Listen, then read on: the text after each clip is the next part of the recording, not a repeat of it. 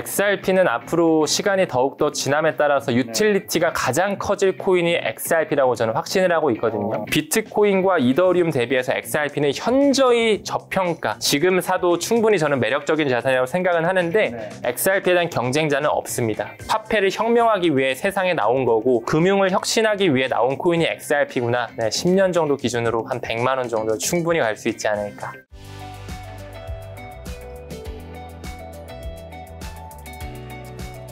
타임 레버리지 문창훈 작가님과 함께하는 오늘 이 순간이 굉장히 또 역사적인 날입니다. 5월 22일, 이제 5월 말인데 지금 오늘 비트코인이 신고가죠. 맞습니다. 지금 원화로는 1억 5,400. 원화로는 신고가는 아니고 원화가 전에 1억 6천 얼마 있었는데 어쨌든 중요한 건 비트코인은 사실 글로벌이니까 11만 달러 돌파했더라고요. 11만 1,000달러도 돌파했던데 어떠신가요? 이런 날 맞이하시면. 사실 돌파할 수밖에 없다라고 좀 생각을 하고 있었고. 정말요? 네, 이제 올해 자체가 비트코인 반감기 사이클의 4번째 해이기 때문에 너무나 또 중요한 순간에 우리가 놓여 있다라고 좀 바라보고 있습니다. 자, 돌파할 수밖에 없었던 이유 뭐죠? 일단은 비트코인 같은 경우에 이제 4년 주기의 사이클이 있거든요. 그렇죠. 이제 반감기 사이클이라고 해서 작년 4월 20일 정도에 이제 비트코인의 4번째 반감기 사이클이 있었고, 말 그대로 반감기다 보니까 채굴량이 딱 절반으로 줄어드는 시기라고 봐주시면 됩니다. 그래서 지금은 블록 보상이 생길 때마다 3.125개 정도가 채굴이 되고 있는데, 시간이 지남에 따라 이제 점점 비트코인이 희소 자산으로 값어치가 올라가게 될 것이고, 그 사이클 자체가 미국의 대통령 선거라든지 이제 연준에서 금리를 쥐락펴락하는 양적 완화와 양적 긴축을 하는 그 사이클과도 맞물려 있거든요. 그래서 하나의 뭐 비즈니스 사이클처럼 이 암호화폐에도 4년 주기의 사이클이 있는데, 이제 작년부터 해서 올해까지가 매우 중요한 4번째 반감기 사이클이기 때문에 이제 앞으로 비트코인뿐만 아니라 뭐 이더리움을 필두로 한 많은 알트코인들 역시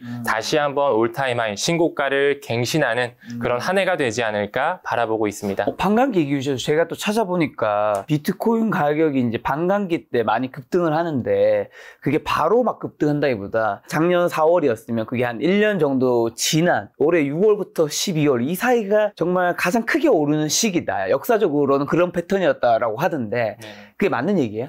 역사적 패턴을 미뤄봤을 때 작가님 말씀 주신 것처럼 반감기가 있던 해 그 다음 해, 그 1년 후에 1분기가 사실 정말 강세였어요. 그러니까 사실상 2025년 1분기가 정말 좋은 사이클이 올라오는 그런 시기였어야 되는데, 이제 트럼프의 관세 전쟁 이슈도 있었고 뭐 싱가포르와 두바이를 필두로 한 암호화폐 하나의 플랫폼인 바이비트 해킹 사건도 있었고, 뭐 트럼프 밈코인이나 뭐 아르헨티나 대통령 이름을 땄던 리브라 밈코인 러그풀 사태, 뭐 이런 불미스러운 일들이 좀 막 몰리면서 매크로 경제가 좀 워낙 안 좋다 보니 코인 시장도 많이 좀 깔아앉았었죠.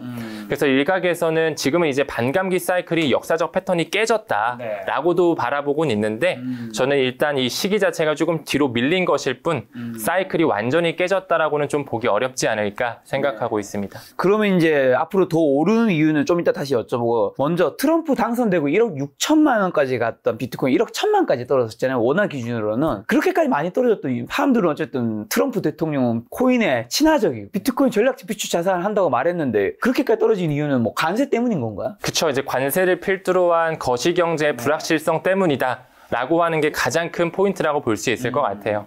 최근에 뭐 무디스에서도 미국의 어떤 신용등급 하향으로 조정을 한 것도 있었고, 그뿐만 아니라 뭐 미국과 중국이 약간 뭐 90일, 3개월 정도는 상호 보복 관세를 115% 낮추면서 일시적으로 합의를 했지만 여전히 불확실성은 남아 있었거든요. 그리고 GDP 경제 성장률 자체도 미국에서는 지금 사상 처음으로 다시 한번 마이너스 성장률을 보여주다 보니 굉장히 거시경제의 불확실성이 컸죠. 그러다 보니까 또 연준에서도 금리 인하에 대해서는 조금 더 상황을 지켜보자 계속 미루다 보니 투자 시장에 대한 어떤 두려움이 공포로 좀 있을 수밖에 없었던 시기였다, 이렇게 좀 말씀드릴 수 있을 것 같아요. 코인이 이제 우리가 1월, 2월, 3월, 그 다음에 4월 뭐 초까지도 그리 뭐 좋은 분위기는 아니었던 것 같은데, 최근 한 달 사이에는 뭐 특별히 엄청난 뉴스가 없었던 것 같은데 꾸물꾸물 계속 오르고 있다가 그다음에 이제 미중이 이제 관세를 좀 협의를 좀 하면서 좀 더 급등하는 기미로 보면 되는 건가요? 사실상 그 암호화폐 시장 자체의 변동성이 워낙 크잖아요. 근데 사실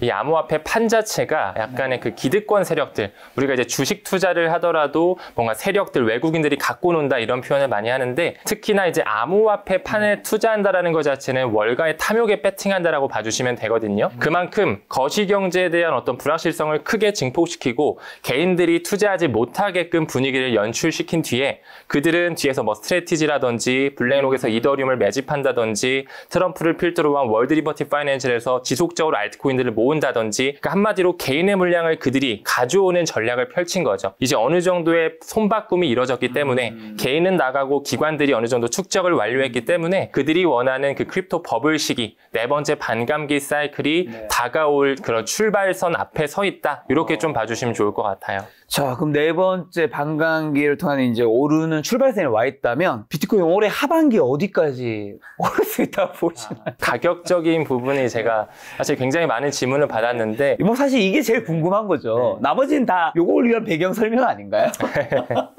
이제 가격적인 부분이 사실 개인 투자자 입장에서는 이제 아무래도 돈을 벌려고 재테크를 하시다 보니까 궁금하실 수는 있죠. 일단 무엇보다 비트코인 자체가 앞으로 더더욱 많은 기관과 국가 단위로의 채택이 있을 거라고 봐요. 지금 현재 뭐 스트래티지라든지 일본의 메타플래닛과 같은 기업에서도 사들이고 있고, 현재 SAB 원투원 회계 지침이 완전히 폐지가 되면서 아마 많은 빅테크나 핀테크 회사에서 정말 비트코인을 실제로 사게 될 거고. 회계 지침 폐지했던 그건 어떤 얘기인가요? 그거는 지금까지 이제 기업에서 비트코인을 샀을 때 이 대차대조표 상에 이 부채로 적어놨었어야 돼요. 그러니까 우리가 자동차 같은 거 사면 감가를 만드는 것처럼 가치가 계속 떨어지는 것처럼 비트코인에 대한 그 현재 가치를 명시하는 게 아니라 하나의 부채로서 계속 이렇게 좀 마이너스로 잡다 보니 기업 입장에서는 안 좋잖아요. 주가에 영향이 가고. 하지만 이제 그거를 SAB 원투원이라는 회계 지침을 폐지하면서 부채가 아닌 원래 가격, 시장 가격으로 그대로 명시할 수 있게 해놨다라는 거죠. 그래서 앞으로 더 많은 기업의 채택이 있을 것이다. 그리고 또한 많은 미국의 주정부 단위, 지금 뉴햄프셔주라든지 최근에 텍사스주에서도 이제 주지사 서명만을 앞두고 있거든요. 뭐 뉴햄프셔주뿐만 아니라 애리조나주 여러 가지 주에서 조금씩 미국의 주정부 단위로 비트코인을 받아들이고 있다. 그래서 저는 사실 비트코인이 앞으로 가격적인 부분 굉장히 좀 우리가 생각했던 것보다 더 크게 오르는 그런 모멘텀이 나올 거라고 보고, 좀 보수적으로 말씀을 드렸을 때 한화 기준으로 해서는 충분히 2억 원 정도는 돌파할 수 있지 않을까. 네, 그 정도 바라보고 있습니다. 이게 이제 올해 하반기 정도의 기준인 건가요? 그쵸. 올해 하반기 정도를 바라봤을 때 말씀드리는 거죠. 혹시 그러면 내년엔 비트코인 가격에 어떤 좀 변화가 있을 수 있을까요? 일단 우리가 그 매도 시점을 굉장히 또 중요하게 바라봐야 되는데, 뭐 비트코인의 가격도 너무 중요하고, 특히나 또 이제 많은 개인 투자자분들이 비트코인보다도 조금 더 낮은 가격에서도 내가 큰 돈을 벌 수 있는 알트코인 쪽 많이 하죠. 그렇죠. 많이 하시잖아요. 뭐 이더리움, 솔라나 뭐 심지어 도지코인, 시바이누와 같은 그런 밈코인 섹터들까지 많이 하는데, 우리가 비트코인이 오르고 그 다음 뭐 알트코인이 쭉쭉쭉 오는 순환매 사이클을 일단 좀 기다릴 필요가 있고, 항상 매도를 바라봤을 때 그런 여러 가지 지표를 좀 확인해야 되는데, 첫 번째로는 비트코인 도미넌스. 현재 비트코인 도미넌스가 시장에서 어느 정도의 비트코인의 그 시장 점유율을 가지고 있냐, 이 부분을 나타내는 지표거든요. 지금 현재로서는 거의 60 중반대까지 최근에 올라왔어요. 그만큼 알트코인이 많이 죽어 있고 비트코인 시즌이라고 보면 되거든요. 근데 이제 슬슬 비트코인이 어느 정도 정점을 찍었다가 다시 내려오면서 알트코인이 점점 시장 파이가 커지는 그런 시장이 연출이 될 텐데, 저는 그 시기를 내년 1분기까지는 좀 열어놓고 있거든요. 그래서 비트코인의 도미넌스를 좀 잘 보면서 마지막으로 이제 블록체인 회사들, 암호화폐 어떤 거래소나 플랫폼 회사들이 이제 나스닥에 상장하는, 기업 공개하는 그 시기 자체가 항상 그들이 정말 그 환란의 시기 때, 불장 완전 그 꽃봉오리 시기일 때, 꽃을 피어오를 때 완전히 딱 IPO를 하거든요. 그래서 비트코인의 도미넌스라든지, 그리고 앞으로 그 뭐 서클사라든지 뭐 리플사라든지 크라켄 같은 거래소가 뭐 미국 나스닥에 상장을 한다더라, 언제 상장한다더라, 그때를 좀 보면서 우리가 매도를 해야 되지 않을까 생각하고 있습니다. 지금 비트코인이 그럼 신고가를 치고 있는 상황인데, 알트코인들은 지금 비트코인 같은 분위기는 아니에요, 지금? 아직은 아니죠. 아직은 많이 내려와 있습니다. 태어나서 알트는 도지를 진짜 옛날에 한 300만 원치 샀었나? 그거 말고는 한 번도 사본 적이 없어. 알트는 사실 쳐다도 보지 않거든요. 아, 그러시군요. 네. 쳐다도 안 보는 게 내 정신 건강에도 좋지 않을까라는 생각에서. 그 부분도 충분히 일리가 있는 말씀이라고 생각이 들어요. 이제 뭐 비트코인도 변동성이 아무래도 크다고 하는데 알트코인은 너무나 요동치다 보니 정신 건강을 위해서라면 사실 알트코인은 좀 멀리 하시는 게 좀 좋을 수 있죠. 하지만 이제 알트도 이제 곧 붐이 올 것이다. 당연하죠. 알트코인도 붐이 올 것이고 여러분들께서 알트코인 투자하실 때 좀 몇 가지의 기준선을 잡고서 안정적으로 투자하셨으면 좋겠는데 네, 몇 가지 기준을 좀 말씀드리자면 일단은 현물 ETF가 좀 준비될 수 있는 지금 현재 비트코인과 이더리움 정도가 현물 ETF가 출시가 되어 있잖아요. 근데 이제 앞으로 뭐 솔라나라든지 뭐 XRP라든지 라이트코인과 같은 이런 코인들이 지금 뒤에서는 많은 자산운용사들이 신청을 해 있거든요. 네. 그래서 그런 ETF가 신청되고 준비되는 코인들에 좀 집중을 해주시고 무엇보다도 시가총액 상단에 있는 코인들 지금 암호화폐 코인 시장 자체가 코인 마켓캡 기준으로 한 10,000개 정도가 넘게 코인이 있어요. 네, 그리고 코인 마켓캡 기준에 등록되지 않은 것까지 총 망라하게 되면 2만 개가 넘어갑니다. 그래서 그 2만 개가 넘는 코인 중에 앞으로는 한 98%, 99%는 사라질 코인이라고 저는 보거든요. 그래서 웬만하면 시가총액 뭐 10위권, 20위권의 그런 메이저 코인들 그 말은 즉슨 이제 기관의 채택을 받았다라고 볼 수가 있는데 항상 시가총액이 높고 아까 언급드린 현물 ETF가 좀 가능성이 있고 마지막으로 이제 이 암호화폐 패권 자체를 미국에서 쥐고 있다 보니까 미국 기반의 코인이면 더더욱 좋겠죠. 그래서 이런 식의 어떤 조건들을 좀 보시면서 안정성을 겸비한 앞으로 끝까지 살아남을 수 있는 그런 알트코인에 투자하시는 게 건강하다라고 생각합니다. 작게는 10위권, 많게는 20위권 내에 이제 알트코인을 사라고 말씀해 주셔서 알트코인이 그럼 99%는 쓰레기라는 의견들이 있는데 그거에 대해 공감하시겠네요? 네, 저는 공감하고 있고 앞으로는 뭐 10위, 20위뿐만 아니라 제가 봤을 때는 한 100위 안에 있는 친구들 빼고는 많이들 사라지고 없어지고 법과 제도가 생겨나면서 다 철폐당하는 그런 시기가 이번 사이클과 다음 사이클 이제 시간이 지남에 따라서 점점 약간 물갈이가 된다라고 하잖아요. 그런 시기가 올 거라고 봅니다. 자, 그럼 다시 비트코인 좀 돌아서 비트코인 가격이 앞으로 금의 시가총액을 넘어설 수 있을까요? 저는 무조건 넘어설 수 있다라고 봐요. 금 가격도 사실 요즘 너무 많이 올라서 가격 차이가 사실 더 벌어지긴 했잖아요. 맞습니다. 지금 현재 금의 시가총액 자체가 한 22조 달러 정도 되고 비트코인 같은 경우가 이제 오늘 신고가를 좀 넘으면서 2조 달러 좀 넘어가거든요. 10배. 거의 10배 정도 차이가 나요. 원래 때는 한 7배 차이 정도였던 거예요. 네, 그래서 지금은 최근에 이제 작가님 말씀처럼 금이 많이 올라가서 지금 시가총액 기준으로 벌써 10배나 차이가 나는데 저는 앞으로 10년 뒤, 20년 뒤를 바라본다면 결국에는 그 실물 금을 비트코인, 온라인 금, 디지털 골드 자체가 완전히 그 자리를 섭렵하면서 새로운 그런 클래스, 자산 클래스로 더더욱 인정받을 것이다. 이렇게 생각을 하고 있어요. 이렇게 비트코인의 가치를 의심하지 않는 뭔가 작가님만의 이유는 뭔지라 비트코인의 적정한 가치를 확인할 수 있는 방법 뭐 이런 거 뭘까요? 사실 가치를 측정할 수 없다고 많은 사람들이 생각하잖아요. 그리고 뭐 빵원이 될 수도 있다. 뭐 그다음에 뭐 빌 게이츠를 비롯해서 쓰레기다. 굉장히 많은 얘기들이 폭락할 때마다 나오면 이제 그 공포 분위기에 확신을 얹어주죠. 그렇죠. 그리고 또 요즘에는 뭐 양자 컴퓨터 이슈가 양자 컴퓨터 해킹되면 끝장난다. 그런 얘기가 나오고 있는데 사실상 저 같은 경우도 처음에 이제 비트코인을 접했을 때 이거는 실체가 없지 않냐, 허상이지 않냐 이런 식의 생각을 저 또한 했었습니다. 처음에 비트코인 뭐 그냥 장난치는 건가, 뭐 사기 스캠 코인인가 이런 생각을 좀 했었다면 그때부터 이제 비트코인에 대한 백서에 대해서 공부를 하고 비트코인을 누가 만들었으며 왜 만들었을까에 대해 생각을 했던 것 같아요. 물론 아직까지 그 사토시 나카모토라는 사람이 뭐 한 명의 개인인지 아니면 한 명의 개발자인지 아니면 국가의 어떤 세력인지는 완전히 밝혀지진 않았지만 그 세상을 움켜쥐고 있는 달러의 주인장이라고 하죠. 그 유대계 자본의 뿌리, 로스차일드 가문을 필두로 한 그 뭐 블랙록이라든지 뱅가드 그룹과 같은 그런 돈의 주인장들이 달러를 만들었고 이제 비트코인 쪽으로 이제 화폐를 혁명하기 위해 저는 블록체인이 탄생했다라고 생각을 하거든요. 무엇보다도 비트코인이 2009년 1월 달에 이제 세상에 나오게 됐는데 딱 2008년에 이제 리만 브라더스 사태, 서브프라임 모기지 사태가 터지면서 더 이상 우리가 중앙은행을 믿을 수 없다. 이제는 뭔가 중개인을 거치지 않고 P2P로 사람 대 사람이 피어-투-피어 서비스로 돈을 옮기게끔 하기 위해 비트코인을 탄생시킨 거죠. 그러면서 이제 많은 어떤 채택도 있었고 반감기도 지나가면서 여러 가지 우여곡절과 퍼드선 뉴스와 뭐 워렌 버핏이 말하는 뭐 비트코인은 쓰레기다, 뭐 여러 가지 이런 설이 막 돌았는데 지금 현재로서는 일단 하나의 자산 클래스로 인정할 시기다라고 저는 생각을 해요. 일단 무엇보다도 미국에서 현물 ETF가 뚫렸다라는 것뿐만이 아니라 지금 현재 많은 국가 단위와 기관 단위에서 비트코인을 받아들이려고 하고 있고 지금 현재 미국을 주도하고 있는 트럼프 행정부 역시 비트코인을 어떤 비축 자산으로서 받아들이겠다. 뭐 그뿐만 아니라 뭐 스테이블 코인도 발행하고 있고 트럼프 일가를 통해서 디파이 생태계 하기 위해서 월드 리버티 파이낸셜도 지금 계속 성장시키고 있고 또 채굴회사도 만들고 그러고 있잖아요.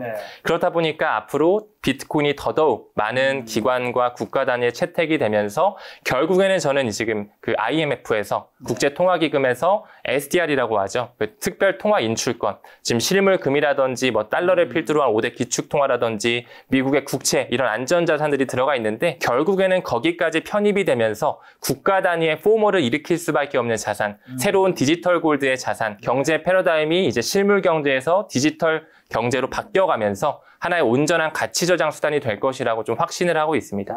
국가 단위의 포머. 근데 사실 개인 단위의 포머는 한국인분들 많은 분들 공감하실 게 이게 몇 년 전부터 겪었잖아요. 네. 근데 국가 단위 포머까지는 사실은 이제 우리가 안 겪어본 시대인 거잖아요. 그렇죠. 아직까지는 그렇죠. 네, 왜냐면 아직 다른 국가에서 뭐 사고 있고 막 공식적으로 하고 있는 국가는 거의 많지는 않으니까 국가 단위 포머가 진짜 오게 된다면 이 비트코인 가격은 엄청나게 더 많이 오를 수 있는 걸까요? 물론입니다. 더 많이 오를 수 있고 사실 우리나라의 국민연금 같은 경우만 하더라도 뭐 비트코인을 직접적으로 사진 않았지만 간접적으로 사잖아요. 그렇죠. 간접적으로 뭐 코인베이스라거나 뭐 스트래티지의 주식을 작년 재작년에 샀잖아요. 뭐 스위스의 중앙은행도 지금 최근 들어서 계속 사고 있고 노르웨이 정부에서도 사고 있고 무엇보다도 미국과 중국의 정부에서도 지금 뒤에서는 꾸준히 모아가려고 하는 스탠스 그리고 스트래티지라든지 아까 언급드렸던 채굴 회사들 있잖아요. 미국의 거대 채굴 회사들 그들의 뿌리가 다 아까 언급드린 그 뭔가 달러의 주인장들 로스차일드 가문이 이끌고 있는 그 뭔가 그림자 정부라고 불리는 그들이 다 모아가고 있기 때문에 앞으로 비트코인은 더더욱 많은 개인과 기관과 국가 단위의 어떤 그런 포모의 시기 저는 빠르면 이번 사이클에서부터도 충분히 올 수 있는 그런 시기라고 생각합니다. 그럼 국가 단위에서 생각했을 때 사실 트럼프 안 여쭤볼 수 없는데 많은 분들이 알고 계시는 트럼프의 비트코인 전략적 비축 자산 이 큰 그림은 좀 어떻게 되고 미국 정부가 한가해서 말하는 비트코인을 통해서 부채를 줄이는 목적으로 사용할 수 있다. 이게 진짜 목적인 걸까요?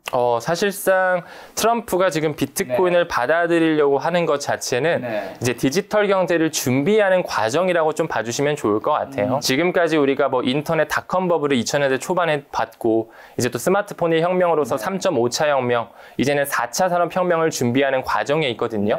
그 부분에서 이제 도널드 트럼프가 그의 문명을 받아들이면서 크립토 차르부서라는 걸 만들었죠. 이제 블록체인과 인공지능 이 두 가지 혁명으로서 새로운 하나의 또 기득권적인 어떤 부분을 이 미국에서 취하려고 비트코인을 또 받아들이고 있는데 앞으로도 이제 미국뿐만 아니라 전 세계적으로 이 블록체인 생태계를 받아들이고 법과 제도화가 생겨나고 스테이블 코인들도 완전히 이제 규제가 생기면서 여러 가지 이제 암호화폐들의 유틸리티가 커지는 그런 생태계로 갈 것이라고 생각을 합니다. 네, 그리고 작가님 질문 주셨던 비트코인으로 미국의 국가 부채를 해결할 수 있다라는 것은 사실상 현실적으로는 불가능합니다.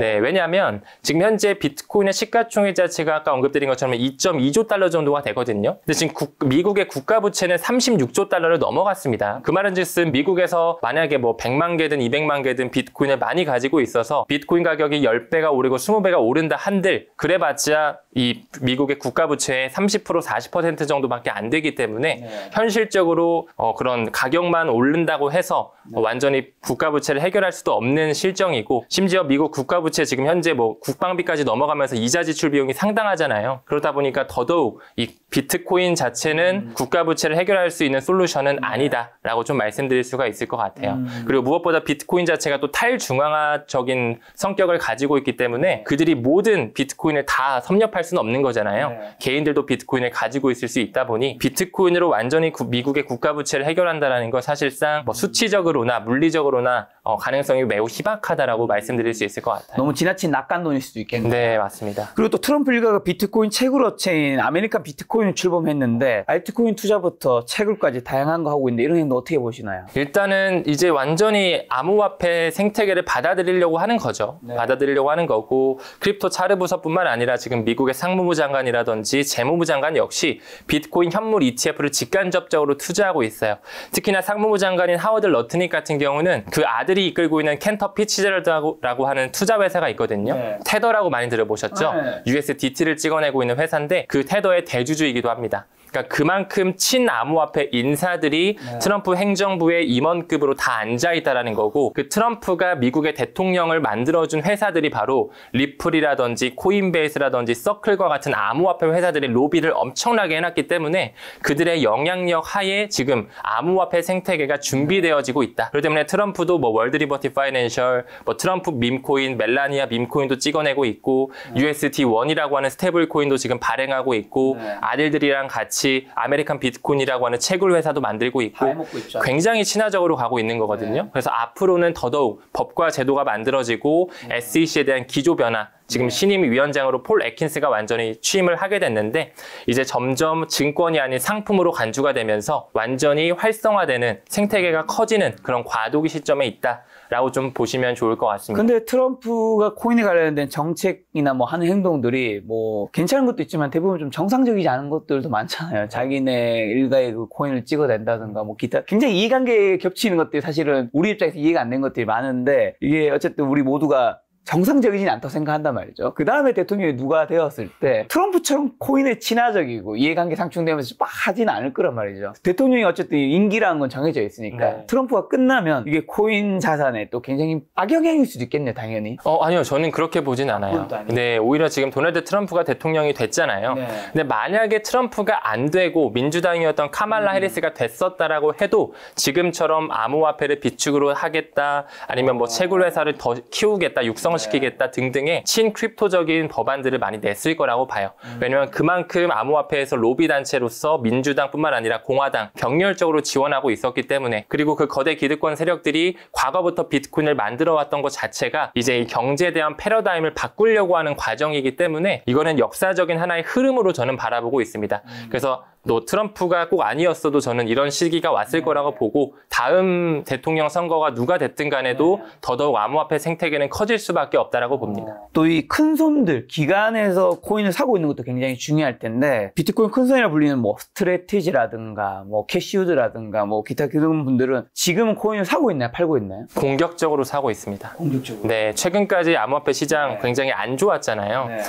거시경제 불확실성이 컸어가지고 많은 개인들은 좀 빠져나가 패닉셀 하는 분들이 많으셨는데 요즘 코인 얘기도 개인들은 최근에 별로 하지 않았어요, 사실. 맞습니다. 거의 안 하셨을 거예요. 조회수도 별로 안 나오고. 네. 근데 이제 그만큼 개인의 자금이 빠져나간 대신 뭐 스트레티지나 뭐 캐시우드라든지 메타플래닛 그런 회사에서는 공격적으로 지금 지속적으로 매입하고 있기 때문에 이제 불장을 어느 정도 기다릴 준비를 완료하고 있다, 완료 상태이다라고 보시면 좋을 것 같습니다. 자, 지금 이제 불장이 시작한다고 하는 우리 작가님은 혹시 투자는 어떻게 하고 계세요? 전체 자산에 일단은 뭐 주식도 있을 수 있고 뭐 딴 것도 있을 수 있잖아요. 일단 전체는 어떻게 투자를 하나요? 저는 일단 전체 코인 100%라고 봐주시면 좋을 것 같고. 코인 100%? 네, 코인 100%. 코인 올인? 그쵸. 코인 올인이라고 봐주시면 좋을 것 같고. 괜찮은 건가요, 이거? 물론입니다. 물론 저는 뭐 그만큼 많이 공부를 해야 되는 거지만 저는 매우 중요한 자산이자 공부해야 되는 자산이자 코인만큼 더 좋은 어떤 수익률을 가져올 수 있는 영역은 없다라고도 생각을 하기 때문에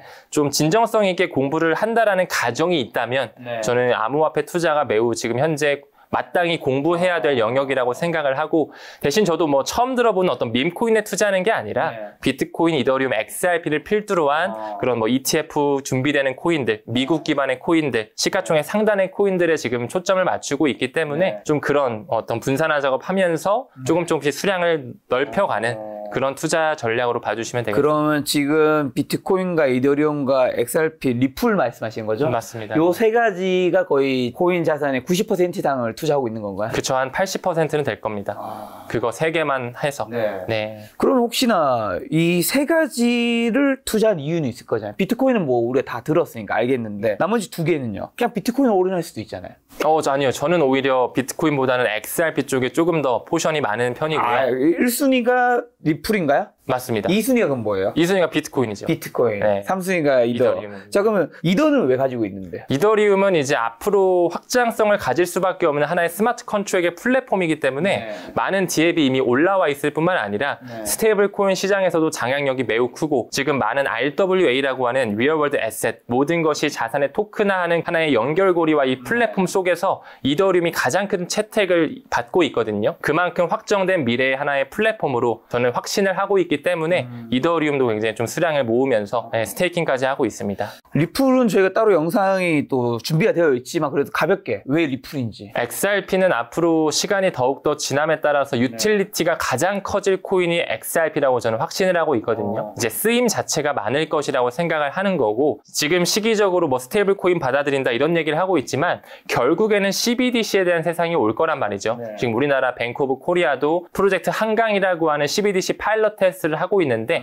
결국에는 각국의 중앙은행에서 디지털 통화를 발행하는 부분에 있어서 어떤 블록체인 위에서 왔다 갔다 하게끔 할 것이냐, 거기서 브릿지 통화로 XRP가 소각될 것에 저는 좀 확신을 하고 있기 때문에 XRP에 굉장히 좀 크게 투자하고 있는 것 같습니다. 그렇다면 만약에 이제 현금 한 1억 정도 있는 분이 코인에 투자한다면 포트폴리오 어떻게 좀 구성하면 좋을까요? 이제 막 코인을 투자하신다라고 한다면 보수적으로 좀 접근하시는 게 맞을 것 같아요. 그래서 비트코인을 비중 50% 정도로 가져가시고 그리고 이더리움을 한 비중 30% 정도 그리고 나머지 20%를 아까 언급드린 뭐 XRP뿐만 아니라 뭐 솔라나라든지 에이다, 뭐 도지코인 이런 기관의 채택을 받은 알트코인을 좀 믹스하면 어떨까? 좀 보수적으로 접근을 좀 하는 게 초보 투자자분들한테는 맞다라고 생각을 합니다. 작가님 같은 경우는 이런 코인들 지금 주요 비트, 이더, 리플 가지고 계신데 계속 모아가는 전략이신 건가요? 어떻게 되시죠? 저는 제가 가지고 있는 이 수량이 약 100이라고 했을 때 한 70에서 80% 정도는 사이클 투자를 합니다. 이제 4년 주기의 반감기 사이클이 있다 보니까 이제 올해 뭐 좀 더 길어진다면 내년 1분기가 되겠죠. 그때 상승 사이클이 왔을 때 7, 80%는 현금화 시키는 거예요. 그럼 나머지 20, 30%는 그냥 장기적으로 꾸준하게 가져가는 시장이 겁니다. 또 어떻게 될지 모르니까. 그렇죠. 그렇기 때문에 한 7대 3 정도의 비율로 좀 높은 포션은 사이클 투자, 나머지는 이제 장기적 투자 이렇게 지금 같이 병렬적으로 가져가고 있습니다. 사이클 투자를 한다는 건 결국에는 좀 더 비싼 가격일 때 팔고 좀 더 싼 가격일 때 사모은다라는 얘기인 건데 그럼 비트코인만 좀 여쭤봤을 때 언제 파실 생각이세요? 이번 사이클에서는? 이 매도 기준과 매도 시기적인 부분인 거잖아요. 그렇죠. 너무 적나라하게 질문 주셔가지고 이거 일단은 제가 이제 일개 개인 투자자다 보니까 그런 어떤 정확한 시기와 정확한 가격선은 맞출 수가 없습니다. 그렇죠, 사실 그렇죠. 뭐 그거는 로또 번호를 물어보시는 것과 똑같은 질문이라고 생각이 들어서 뭐 정확하게 제가 언제쯤 팔 거고 얼마에 팔 거예요 라고 하는 게 의미가 없다라고 생각하고 기준은 있죠. 기준은 이제 약간 인간 지표로서 이런 거죠. 작가님께서 비트코인에 완전히 관심이 없는데 없었다가 갑자기 뉴스에 비트코인이 갑자기 슈퍼 사이클이 됐다. 도널드 트럼프가 비트코인을 완전히 국가 단위로 채택을 하고 지금 많은 뭐 메타라든지 아마존, 마이크로소프트에서 비트코인을 받아들이고 있다. 이런 식의 막 호재거리가 뉴스에 막 퍼졌을 때 그렇죠. 뭐 MBC나 KBS 같은 데서도 막 비트코인 지금 뭐 신고가 2억 원을 넘었다. 이렇게 막 개인의 포모의 심리가 왔을 때 그때 우리가 과거를 돌아보면 뭐 비트코인이 한창 오를 때 뭐 비트코인 팔아서 압구정 현대아파트를 샀다라는 거 올라오면서 사람들이 뭐야 이런 뭐 결국에는 막 도지코인으로 퇴사합니다. 뭐 이더리움으로 저는 자동차 바꿨습니다. 이런 돌아보면 진짜 그때가 다 고점이었던 것 같아요. 그럴 때 팔아야죠. 그럴 때 팔아야 되고 아까 언급드린 뭐 약간 암호화폐 회사들이 IPO하는 시점 나스닥에 상장하는 시점 매우 고점일 확률이 높기 때문에 좀 눈여겨 바라보고 있고 여러 가지 온체인 지표들을 또 볼 필요가 있습니다. 네, 온체인 RSI 지표라서 과매수 구간이냐, 과매도 구간이냐, 아니면 뭐 MVRV G스코어라고 해가지고 시가총액 대비해서 지금 현재 비트코인 가격이 고평가인지 저평가인지 이런 것들을 이제 블록체인이다 보니까 온체인 지표를 볼 수가 있거든요. 지금은 어떤 상태예요? 지금 현재는 매우 저평가 상태입니다. 아직까지. 지금 저평가. 아직 저평가입니다. 역사적 신고가인데. 네, 그럼에도 아직 시작도 안 한 단계라고 봐주시면 돼요. 그러면 이제 많은 분들이 걱정하시는 제 주변에도 비트코인을 가지고 있는 사람은 일반 지인 중에서 진짜 잘 없거든요. 그냥 어느새 제 생각했을 때 비트코인 자산 그렇게 된 것 같아요. 약간 그들만의 리그가 된 것 같아요. 왜냐하면 가격이 너무 많이 올랐기 때문에 또 사람들은 한 개를 가지고 싶어 하지 뭐 0.0 몇 개, 0.1개는 좀 의미 없다고 생각하는 약간 감칠맛 나서 투자 못하겠다. 있는 것 같더라고요. 그런 분들이 또 사려고 하더라도 또 가장 걱정되는 건 아씨 벌써 1억 6천인데 더 올라가는 것보다 더 떨어질 확률이 더 높지 않을까. 갑작스레 폭락할 가능성, 앞으로 가상화폐 악영향 요인들은 좀 어떤 게 있을까요? 일단은 현재 아직까지도 거시경제 상황이 매우 안 좋은 건 맞습니다. 네. 아직 뭐 중국과 미국의 어떤 관세 전쟁도 아직 완전히 끝난 것도 아니고 뭐 중국과 같은 그런 국가에서 금리를 내리고 싶어도 여전히 달러 쪽 연준의 고금리가 연출되는 상황이기 때문에 쉽사리 못 내리고 있거든요. 네. 그리고 최근에 일본의 국채 시장 자체도 30년 장기 국채 그 금리가 사상 최고치를 찍었어요. 한 3% 좀 넘어가면서 굉장히 일본 경기도 어렵다라는 식의 어떤 이 거시경제가 굉장히 좀 안 좋은 악영향에 놓여 있거든요. 네. 그렇기 때문에 저는 이 암호화폐 시장과 함께 굉장히 큰 버블이 또 만들어질 수도 있겠지만 그만큼 또 닷컴 버블처럼 완전히 버블이 깨지는 시점, 또 경기 침체에 대한 우려 가능성도 충분히 열어야 된다고 생각을 해요. 그래서 그만큼 암호화폐 투자에 대해서 조금 더 진정성 있는 공부와 매크로 경제 이슈를 같이 좀 볼 수 있는 그런 눈을 좀 기를 필요가 있지 않을까 이렇게 좀 생각을 하고 있습니다. 정말 미국에서의 그 관세 정책으로 인해서 물가가 오르면서 미국의 뭐 소비 심리가 많이 꺾인다거나 아니면 미중 간에 지금 90일간 유예했는데 그게 사실 또 빠그라지면 코인 시장도 굉장히 많이 폭락할 수도 있는 거겠죠. 맞습니다. 이제 암호화폐 시장도 역시나 나스닥 시장처럼 위험 자산으로 이렇게 분류가 되기 때문에 매크로 경제 이슈와 굉장히 직접적으로 연관되어 있거든요. 네. 그래서 작가님 말씀 주신 것처럼 뭐 관세 이슈에 대한 부정적인 영향이 나오거나 여러 가지 연준에서의 뭔가 금리 인하를 아직까지 안 하고 싶다라는 그런 고금리 상황이 꾸준히 더 연출이 된다면 조금 더 악영향이 미칠 수가 있는 거죠. 근데 나스닥 얘기해 주셨는데 원래 이전에는 비트코인 가격이 금이랑 같이 비슷하게 움직일 때도 있었고 작년이나 올해인지 모르겠는데 뭔가 나스닥이 오를 때 비슷하게 오르고 한 적도 있었는데 요즘엔 사람들이 그냥 나 홀로 움직이는 것 같다. 이런 코멘트를 하던데 사실 요즘 나스닥은 뭐 지금 전 신고가를 못 갔단 말이죠 아직. 근데 비트코인 가고 했는데 이렇게 자산이 좀 다르게 움직이게 되는 이유는 있을까요? 일단 이 비트코인이라는 자산군 자체가 약간 좀 양면성을 가지고 있어요. 작가님 말씀해 주신 것처럼 실물금을 따라가기도 하고 또 나스닥 같은 위험 자산으로 분류가 되기도 하면서 왔다 갔다 좀 이렇게 커플링 되는 듯한 여러 가지 모습이 보이거든요. 있었죠. 근데 아직까지는 나스닥과 조금 더 커플링 상관관계가 높아요. 아직까지는.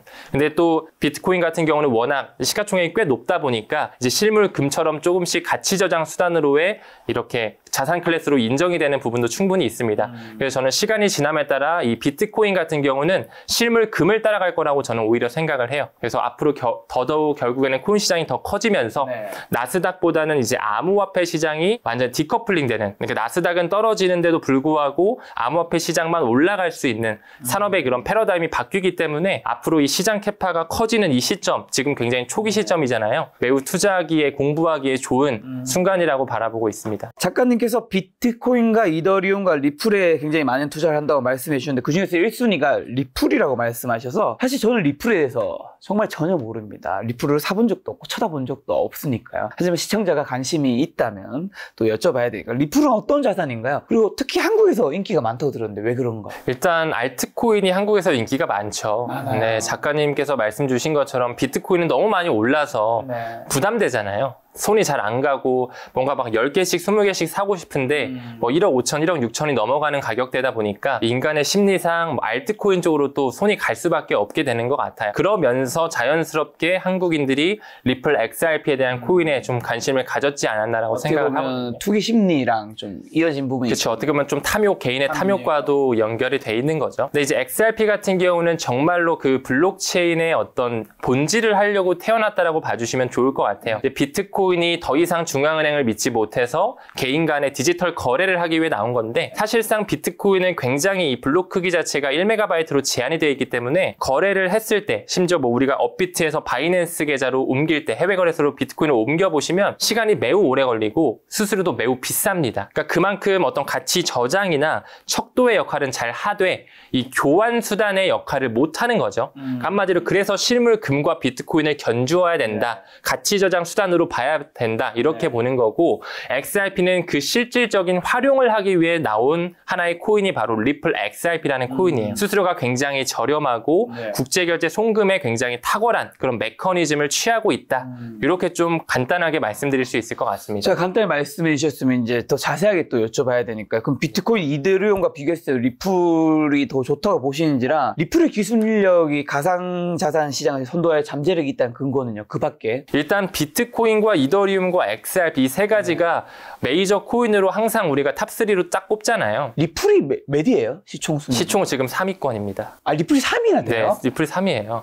XRP가. 네, 지금 테더랑 약간 왔다 갔다 하고 있거든요. 네. 시가총액 기준 원화 기준으로 했을 때 200조 원 정도 됩니다. 그러니까 비트코인, 이더리움, XRP 순서예요. 그래서 XRP도 처음 들어보실 수도 있으실 처음 듣진 않아요. 처음 듣진 않으세요? 관심이 없을 뿐. 그래서 메이저 비트코인 코인으로 외에는 다 위험하다고 생각해요. 그러시구나. 왜냐하면 비트코인도 너무 위험하니까. 그렇죠. 그렇게 생각하실 수 있죠. 네, 그래서 이더리움과 XRP도 메이저 코인이라는 걸 일단 좀 시가총액 기준으로 말씀드리고 싶고, 비트, 이더, XRP는 각 담당하는 영역 자체가 달라요. 비트코인은 그냥 온라인 금으로서 하나의 가치 저장 수단인 거고, 이더리움은 스마트 컨트랙이라고 하는 내가 뭐 A라는 조건을 행했을 때 B라는 조건이 따라올 수 있는 이 블록체인 상에서 계약이 체결될 수 있는 게 바로 스마트 컨트랙인데, 거기서 가장 큰 생태계를 차지하고 있는 게 이더리움이거든요. 근데 이더리움 역시나 마찬가지로 TPS 기준으로 1초에 옮길 수 있는 이 거래량 수가 한 20건 정도밖에 안 돼요. 그러니까 그것도 매우 느린 거거든요. 근데 이제 XRP는 정말로 그 가치의 인터넷이라고 하는, 인터넷 오브 밸류라고 하는 정말 이제 정보만 이동되는 시대가 아니라 가치가 이동되는 시대까지 만들기 위해 탄생된 코인이 XRP 코인이다. 그래서 아까 뭐 비트코인은 6건에서 7건 정도밖에 못 옮기고, 이더리움은 20건에서 30건 정도 옮길 수 있는데, 이제 XRP는 1,500건에서 한 3,000건 왔다 갔다 해서 옮길 수가 있어요. 근데 이 TPS 기준만 놓고 봐서는 XRP보다 더 빠른 친구들도 있습니다. 뭐 솔라나는 몇십만 건을 일주일에 옮길 수도 있고, 뭐 아발란체도 엄청 빠르고요. 심지어 뭐 트론 같은 경우도 엄청 빨라요. 근데 이제 김 작가님 말씀 주신 것처럼 그러면 XRP가 그거 기술력을 인정받는 부분에 있어서 어떤 강점이 있길래 그렇게 진심으로 투자하냐 질문 주셨잖아요. 그러니까 속도적인 측면에서는 리플을 뛰어넘는 친구들이 워낙 많기 때문에 그건 그냥 하나의 비트와 이더보다는 빠르다 정도인 거고, 결국에는 그 스위프트망, 전 세계 금융 생태계를 아우르는 하나의 파이프라인이잖아요.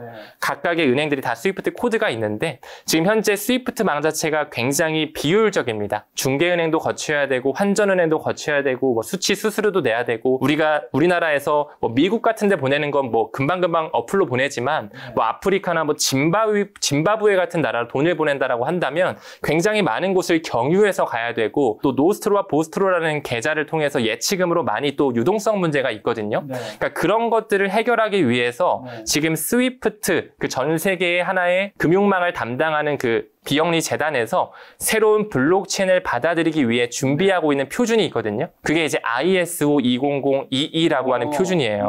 네. 근데 그 표준 안에 XRP라는 그 코인이 리플 네트워크라고 하는 리플사에서 국경 간 결제를 하기 위해 만든 블록체인이 있거든요. 그 솔루션이 그 ISO 20022 표준 안에 들어가 있어요. 회원사로. 그렇기 때문에 앞으로 12DC 세상이 오고 이 스위프트 생태계가 완전히 바뀌었을 때, 업그레이드가 됐을 때 XRP가 브릿지 통화로 송금할 때 중간다리 역할, 중개자 역할을 해준다라는 거죠. 그렇기 때문에 XRP가 빠른 것도 빠른 거지만 그들의 선택을 받았다. 금융 엘리트의 선택, IMF와 BIS와 같은 국제기구들의 선택을 받았다라고 보실 수가 있습니다. 저 말씀하신 대로 리플의 고유 화폐인 XRP를 국제금융 메시징 표준 ISO 20022와 국제은행 간 통신협회 스위프트 네트워크 연결한 코드 라인이 공개돼 금융업계 관심이 집중됐다고 하는데, 사실 저는 처음 들어보는 단어입니다. 여러분, ISO 20022는 굉장히 어렵네요. 네, 이게 뭐 정확히 뭐고, 이게 시장에 어떤 영향을 더 줄 수 있는 거죠?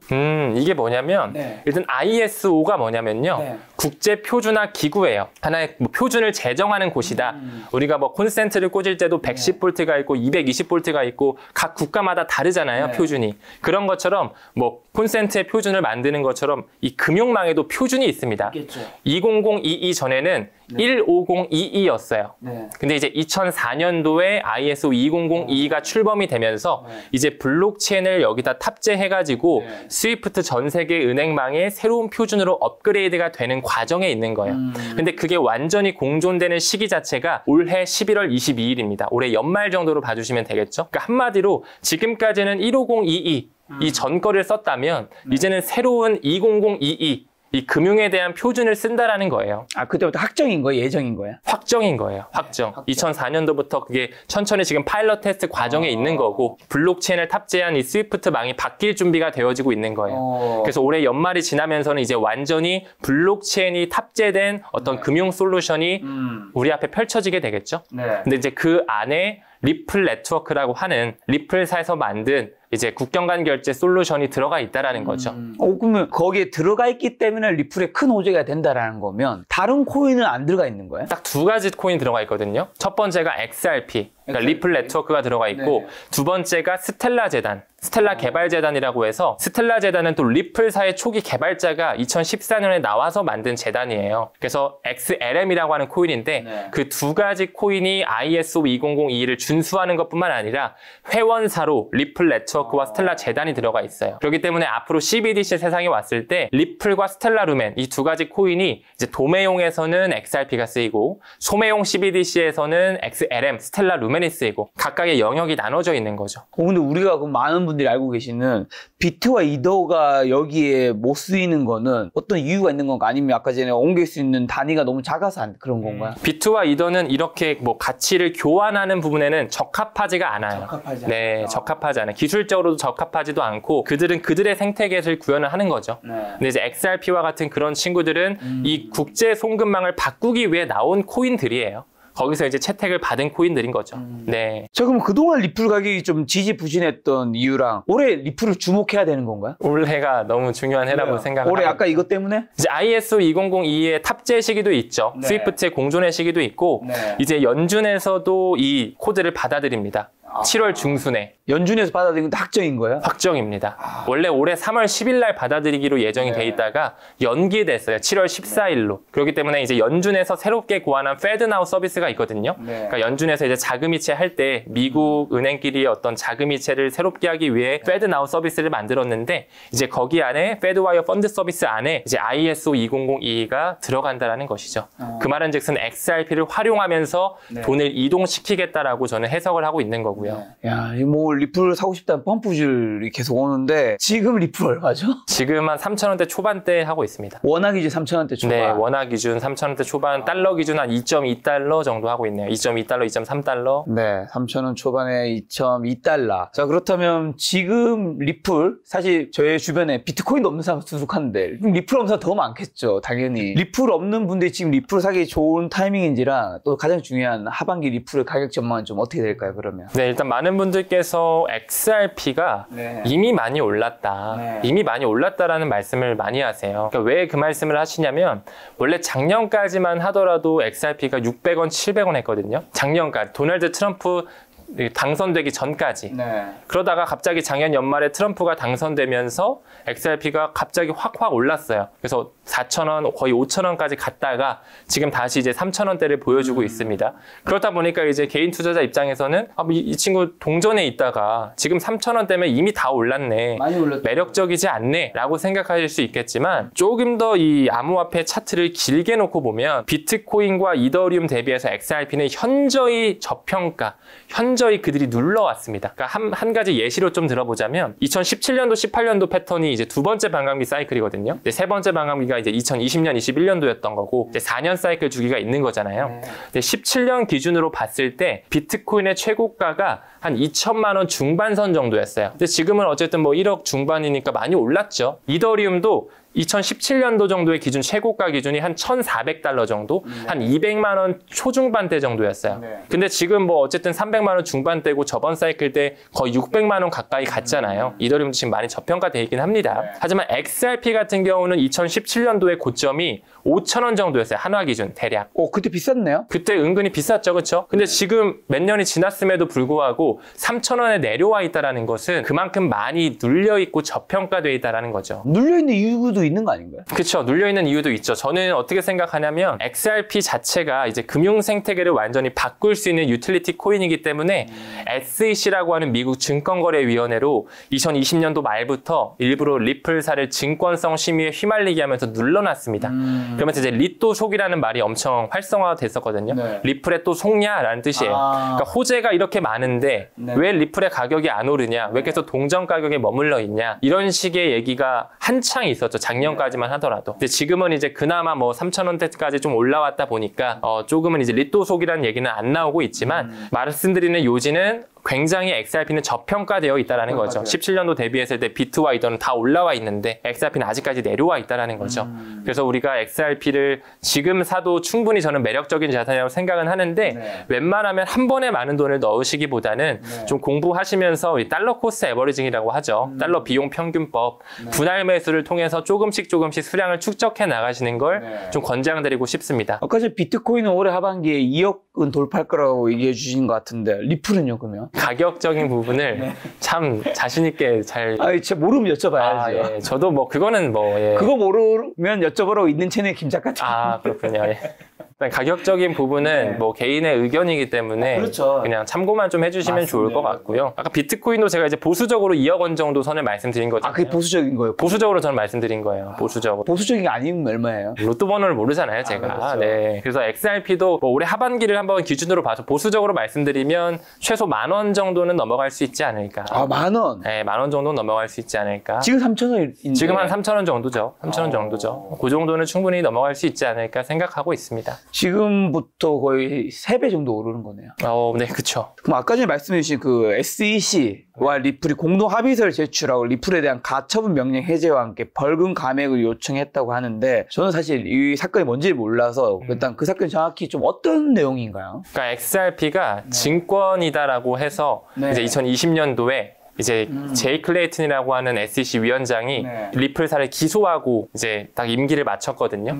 그래서 그때부터 이제 XRP가 증권이다 아니다라고 해서 여러 가지 잡음들이 났었죠. 그래서 항상 리또속이라는 말이 나오고 호재는 많고 파트너십이 계속 확장이 되는데 가격에는 반영되지 않았던 그런 소송이 아직까지도 끝나지 않았습니다. 아직까지도 끝나지 않았고 리플과 SEC가 계속 치고받고 싸우다가 이제는 항소도 서로 좀 철회를 하고 이제 좀 합의하려고 하는 과정에 있어요. 합의하는 과정에 있고 저는 늦어도 연준이 채택하는 아까 7월 중순 말씀드렸잖아요.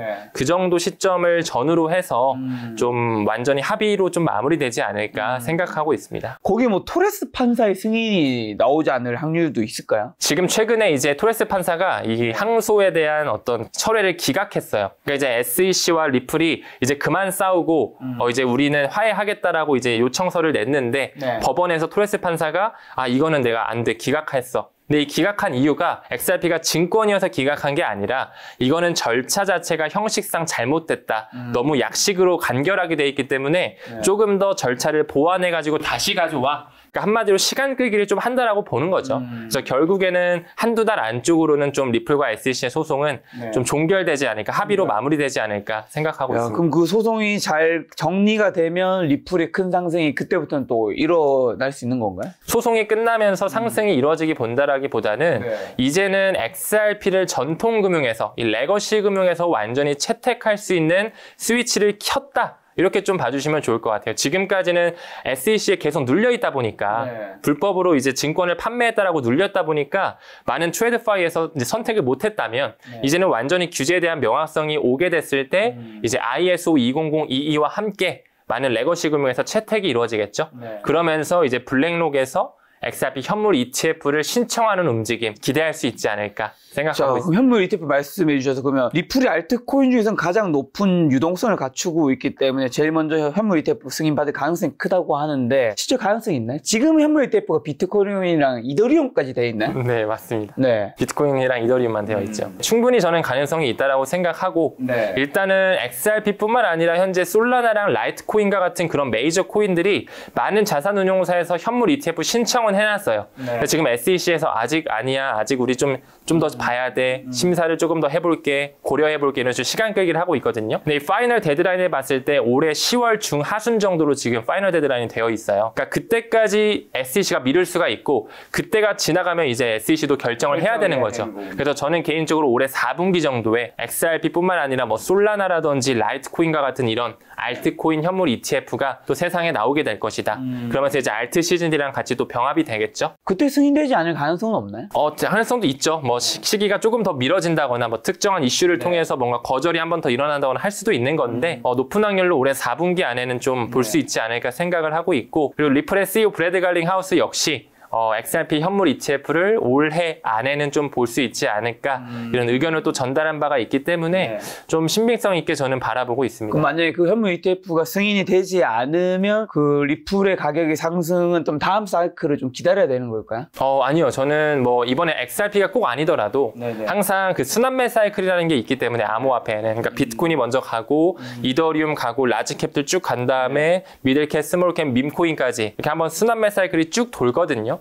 그래서 하물며 정말 처음 들어보는 그런 코인도 정말 막 급등하는 그런 시기가 또 올 거예요. 그래서 꼭 현물 ETF가 승인되지 않는다라고 하더라도 가격적인 상승 모멘텀은 나올 거라고 봅니다. 안 그래도 순환매 이야기, 비트코인이 오르고 난 다음에 알트 시대가 온다는 얘기 워낙 많이 들어서 그러면 지금 우리가 비트코인이 약간 처음 만들어진 게 2009년이었나요? 네. 그 이후로 비트코인이 오른 다음에 알트가 안 오른 적이 없어요? 네, 없어요. 한 번도? 네, 아직까지 한 번도 없습니다. 근데 항상 그게 왜 알트코인이 오르는 거냐면 뭐 법칙처럼 있는 게 아니라 제가 아까 암호화폐에 투자한다라는 건 월가의 탐욕에 배팅한다라는 거잖아요. 그러니까 사람 심리 자체가 비트코인 너무 비싼데 비트코인 말고 알트코인 사면 내가 몇백 개, 몇천 개, 몇억 개씩 가질 수가 있잖아. 알트코인으로 일단 심리가 가죠. 네. 그리고 비트코인으로 만약에 돈을 벌었어요. 수익률 30%, 50% 벌었으면 많은 사람들이 현금화해서 이제 쳐다보지 않아야 되는데 갑자기 비트코인이 반짝하다가 이더리움이 갑자기 반짝하네? 갑자기 도지코인이 반짝하네? 그러니까 사람의 심리 자체가 그럼 비트코인 익절한 걸로 여기 투자해야 되겠다. 근데 갑자기 또 시바이누가 반짝하네 하면서 또 일로 가고 그러니까 그러면서 그들이 이런 사이클을 만들면서 개인들이 물을 타게 하고 그러면서 갑자기 그들이 자금을 빼면서 항상 코인으로 물리게 만드는 게 바로 이 암호화폐 시장 사이클이거든요. 굉장히 그만큼 위험한 시장인 건 맞아요. 그렇기 때문에 우리가 그 세력들을 이기려고 뭐 단타를 치거나 차트를 바라봐서 이런 선물 트레이딩을 하는 게 아니라 그들이 돈을 만드는 사이클에 올라타가지고 돈을 만드는 그 버블 시기에 어느 정도 탐욕을 절제해서 좀 익절하는 것을 목표로 해야 된다. 이게 좀 건강한 마인드의 현물 투자 방법이 아닐까 생각하고 있어요. 그러면 아까 전에 리플이 이제 굉장히 뛰어난 성능적인 부분들이 있었는데 더 좋은 성능을 가진 블록체인이나 코인이 나타나면 뭐 교체될 가능성 그런 건 없는 거예요? XRP에 대한 경쟁자를 말씀하시는 것 같은데 XRP에 대한 경쟁자는 없습니다.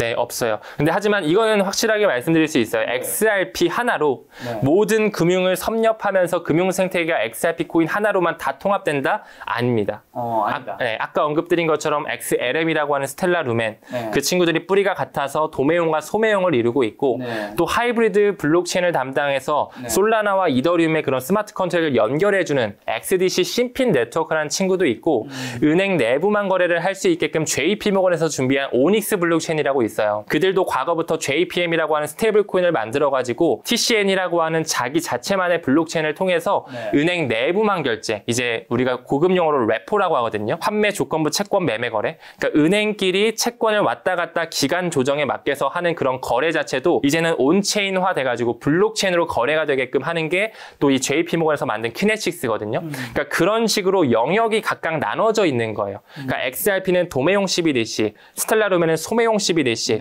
XDC는 무역 하이브리드 금융, 뭐 에이다 같은 경우는 약간 개발도상국 쪽의 스마트 컨트랙을 담당하고 이 JP모건에서 만든 키네틱스는 이제 은행의 내부망, 레포 시장을 담당하고 이런 것처럼 조금씩 이 영역이 나눠져 있는 거지 서로 이렇게 치고받고 싸우는 그런 관계는 아니라는 거죠. 경쟁자는 있지만 영역이 달라서 교체될 가능성은 없다. 뭐 이렇게 이해하면 되는 건가요? 서로 공존하는 관계다라고 봐주시면 돼요. 암호화폐가 초창기에 나왔을 때는 막 법적 분쟁도 많았어요. 뭐 리플이랑 R3랑도 막 싸우고 하이퍼 레저 재단이나 뭐 이더리움 기업 연합과 같은 기업용 블록체인들이 막 서로 치고받고 싸우면서 기득권 다툼을 했는데 지금은 다 컨소시엄으로 엮어지면서 서로 공존하는 관계에 있어요. 그렇기 때문에 이미 그 금융 엘리트 세력들이 미래 CBDC 세상을 만들기 위해서 ISO 2002라고 하는 표준을 2004년부터 만들어 왔고 이제 거기에 조각을 하나씩 퍼즐을 맞춘 거죠. 여기에는 XRP, 여기에는 XLM, 여기에는 뭐 R3의 코다, 여기에는 JP모건의 키네시스 이런 식으로 서로 경쟁이 아닌 공존하는 관계다. 이렇게 좀 봐주시면 좋을 것 같습니다. 리플에 작가님께서는 완전 꽂혀 있으신데 언제 처음 이렇게 비트나 이더 리플 자산을 알게 됐고 공부를 시작했고 투자를 언제 처음 하신 거예요? 저는 처음 알게 된 거는 이제 대학교 때 어학연수를 한번 갔었는데 그때 중국 유학생 친구가 본인이 갑자기 뭐 비트코인이랑 XRP로 돈을 벌었다.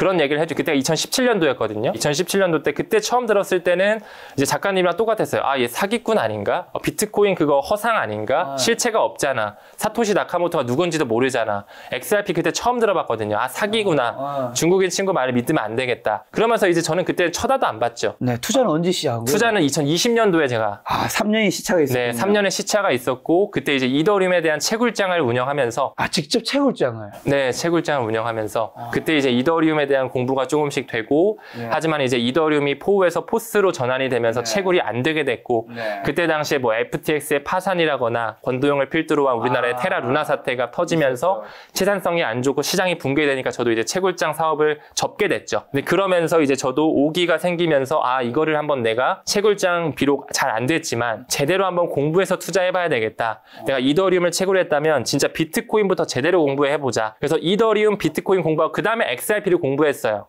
처음에는 저는 이더리움이 가장 많았어요. 이더리움에 대한 확신이 그만큼 있었기 때문에. 근데 비트코인을 공부하고 XRP를 공부하니까 XRP가 비트코인이 나온 블록체인을 만든 그 세력들의 의도와 본질, 화폐를 혁명하기 위해 세상에 나온 거고 금융을 혁신하기 위해 나온 코인이 XRP구나 라는 걸 깨달으면서 제가 리플 빅뱅이라는 책을 쓰게 된 거죠. 야, 채굴까지 하시고. 맞습니다. 채굴 채굴하신 분은 직접 본 건 처음인 것 같아요. 아, 그러세요? 네, 채굴장 한 2년 정도 경기도 파주에서 운영했었습니다. 2년 정도. 요즘에는 그럼 한국에는 채굴하신 분이 옛날보다 많이 늘어났나요? 줄어들었나요? 좀 줄어들었죠. 아무래도 그 이더리움 여파가 있었을 때 그때 많이 좀 정리가 됐고 요즘에는 그래서 GPU 채굴기보다는 그래픽 카드로 채굴하는 것도 물론 있지만 이제 비트맨에서 만드는 아식 채굴기 하나의 반도체 칩이 있거든요. 그걸로 이제 도지코인이나 라이트코인이나 이런 친구들이 채굴하는데 뭐 그런 식의 채굴장 운영하시는 분들도 꽤 있습니다. 한국에도. 예, 근데 과거보다는 좀 많이 줄었죠. 제가 2018년 유튜브를 시작하고 유튜브에 인생을 걸었는데 작가님은 코인이 아닌 인생을 그냥 건 거네요. 그쵸? 채굴이든 투자든 뭐 책을 내는 거든. 맞습니다. 네. 맞습니다. 어떠세요? 기분이 너무 좋고 앞으로 저는 암호화폐 생태계가 시장 캐파도 커질 뿐만 아니라 이 산업에 대한 패러다임 자체가 이쪽으로 가고 있기 때문에 점점 더 비전은 좋다라고 생각하고 있습니다. 시대 흐름이라고 보고 있어요. 그럼 그런 건 없어요? 이게 코인이라는 자산이 사실 주식시장처럼 개장시간, 폐장시간이 없잖아요. 네. 계속 이루어지고 있으니까 심지어 아까 전에 말씀해 주신 게 비트와 이드와 리플 이 세 가지 그리고 몇 가지 포함해서 거기에 내 전 자산이 이제 투자되고 있다고 하셨잖아요. 그러면 자고 일어나면 내 전 자산이 거기 있으니까 플러스 마이너스가 그냥 난 잠을 자고 일어났을 뿐인데 꽤 클 거란 말이죠. 왜냐하면 자산이 다 거기가 있으니까. 그로 인한 스트레스가 물론 지금은 많지 않으실 것 같은데 초반에는 좀 심리적으로 많이 힘든 부분이 왜냐하면 자다가도 어떻게 된 거야? 네. 저도 그런 식의 겪은 적이 있기 때문에 어떠셨는지 궁금하네요. 물론이죠. 없다고 하면 당연히 거짓말이고요. 네. 저도 초반에 뭐 비트코인, 이더리움, XRP 투자할 때 막 새벽에도 깜짝깜짝 놀라서 깨기도 하고 막 연준에 금리 발표하는 날이면 막 잠도 잘 못 이루고 어떻게 될까? 이랬던 것 같아요. 근데 정말 중요한 건 개인 투자자의 이런 어떤 시간을 들일 수 있는 것은 정말 멘탈 관리인 건데 이 멘탈 관리를 하는 과정에서 가장 필요한 거는 정말 이 리서치와 공부인 것 같습니다. 내가 투자하는 자산에 대해서 가격이 조금씩 뭐 등락이 있더라도 일일비하지 않고 어떤 미래 가치가 있고 내재 가치를 어느 정도 가지고 있는지 그 자산에 대한 펀더멘탈을 확신한다면 뭐 XRP든 비트코인이든 이더리움이든 뭐 10%든 20%든 뭐 급등하고 급락하는 거에 대해서 지금은 크게 흔들리지 않고 있고 저 같은 경우는 우리 이제 뭐 적금 많이 들잖아요. 한 달에 10만 원씩 20만 원 적금 드는 것처럼 저도 초반에는 한 달에 10만 원, 20만 원씩 비트, 이더, XRP 모아갔다면 그 주기를 점점 짧게 가져갔어요. 왜냐하면 실제로 DCA라는 전략이 분할 매수라는 전략이 변동성이 큰 시장일수록 매우 효율적이거든요. 그래서 저는 지금 매일매일 XRP 뭐 20개씩 꾸준히 담고 있어요. 그렇다 보니까 뭐 가격이 크게 왔다 갔다 하더라도 그냥 나는 XRP 뭐 얼마에 판다 이것보다도 올해 5,000개, 10,000개, 뭐 20,000개 모아가자 이런 식으로 좀 다가가고 있습니다. 리플 투자 전략을 그럼 많은 분들이 추천한 것도 좀 꾸준히 모아가는 방식. 맞습니다. 꾸준히 모아가시면서 어느 정도 물량은 사이클 투자를 하시고 또 따로 물량을 좀 빼두면서 이 물량은 장기적으로 가져가자. 그래서 저도 제 구독자님들한테 항상 비트코인 1개, 정수 단위로 1개, 그리고 XRP 1만 개 정도 1만 개. 네, 1만 개 정도는 2030년, 2035년 네. 내 자식들한테 물려준다라는 생각으로 그냥 안 보이는 곳에 따로 빼두자. XRP 1만 개면 얼마예요?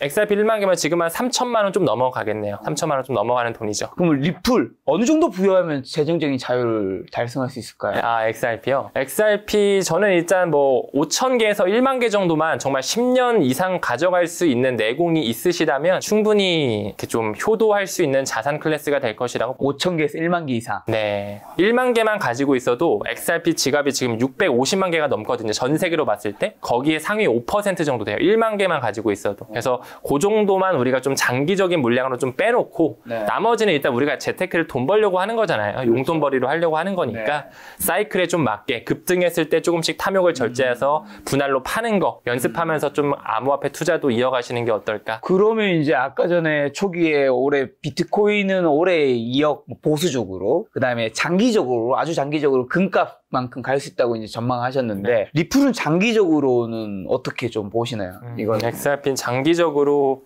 한 100만 원 정도는 보는 것 같아요. 한 10년 정도 기준. 100만 원. 네, 10년 정도 기준으로 한 100만 원 정도 충분히 갈 수 있지 않을까. 네, 생각하고 있습니다.